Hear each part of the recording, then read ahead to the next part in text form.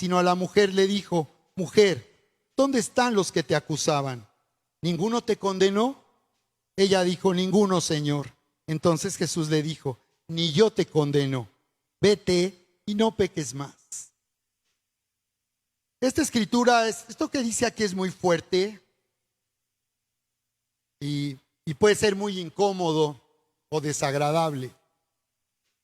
Pero la verdad es que nos permite identificar la justicia de Dios.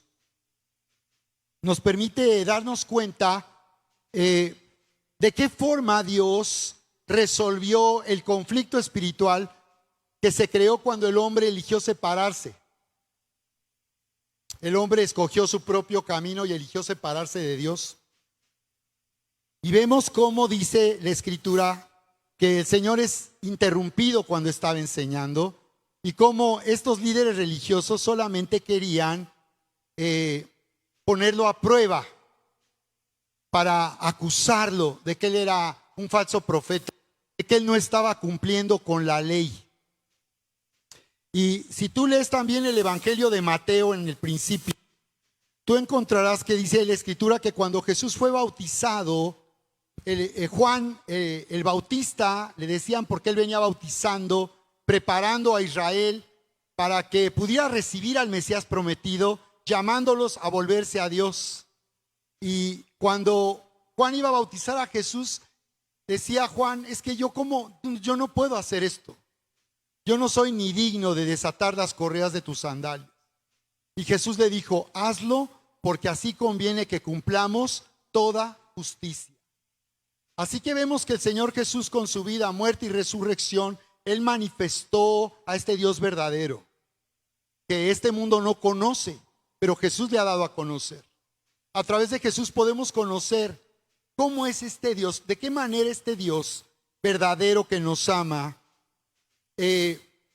hace justicia, de qué manera Él resuelve el conflicto.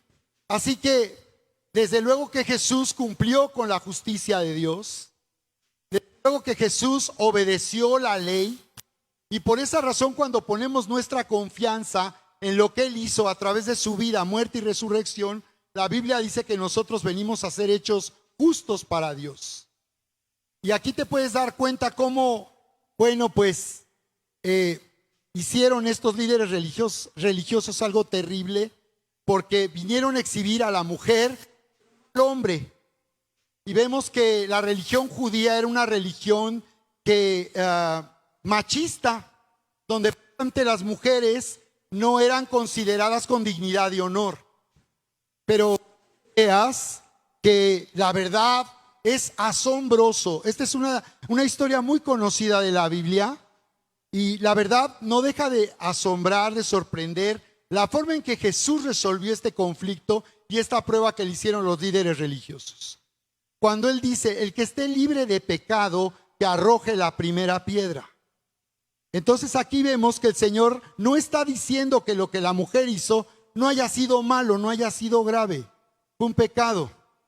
En nuestras iglesias de hoy a las personas se les apedrea por algo así y se arruina su reputación. Pero podemos ver que era algo muy parecido a lo que ocurría en la sociedad judía. Pero cuando el Señor Jesús les dice: el que esté libre de pecado, que arroje la primera piedra, estaba diciendo: bueno, si vamos a hacer juicio y si vamos a hacer justicia, pues hay que apedrear a todos los que en algún momento han fallado.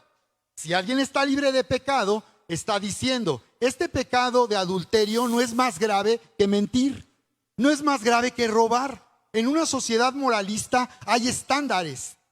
Y cuando las personas que creen, al juzgar a otros por lo que ven en la vida de otros, creen que son buenas personas porque no hacen lo que otros hacen, en realidad toman un criterio moralista.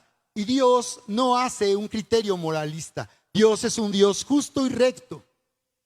Entonces Él les está diciendo: a ver, ¿ustedes no han pecado para nada? ¿Nunca han pecado ni han fallado al cumplir la ley? Si alguien está en esa condición, si alguien de verdad es justo porque nunca ha fallado y siempre ha cumplido la ley, ni siquiera ha hecho una mentira blanca, pues entonces arroje la piedra.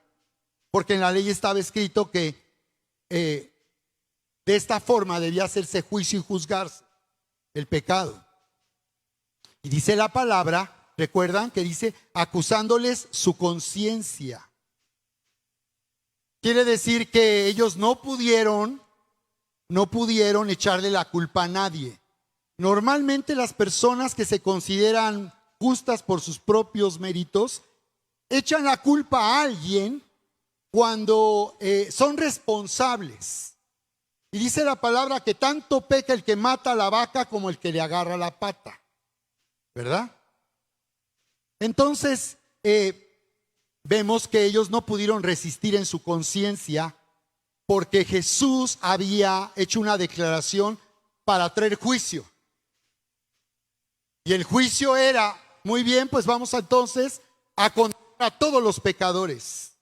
Pero el Señor había hablado muchas veces diciendo, yo no he venido a condenar al mundo, sino a salvar a los que se habían perdido. Así que aquí podemos ver cómo Dios tiene un juicio sobre el hombre para reprobar la maldad, para reprobar el pecado, pero no se queda en un juicio, sino sobre todo Dios nos llama nuestra atención para que veamos de qué forma Él trata con el pecado del hombre para salvarlo. Entonces dice la palabra que pues desde los más viejos, o sea los más maduros, se dieron cuenta que eran indignos de juzgar a una mujer por causa de un adulterio. Eran indignos. Y dice que comenzando por los más viejos y después los más jóvenes, que normalmente son más orgullosos, bueno, los judíos, ¿verdad? Dice que todos acabaron dejando ahí la piedra. Y entonces el Señor se dirige a la mujer. ¿Y qué le dijo? ¿Hay alguien aquí que te condene? ¿Dónde están los que te condenaban?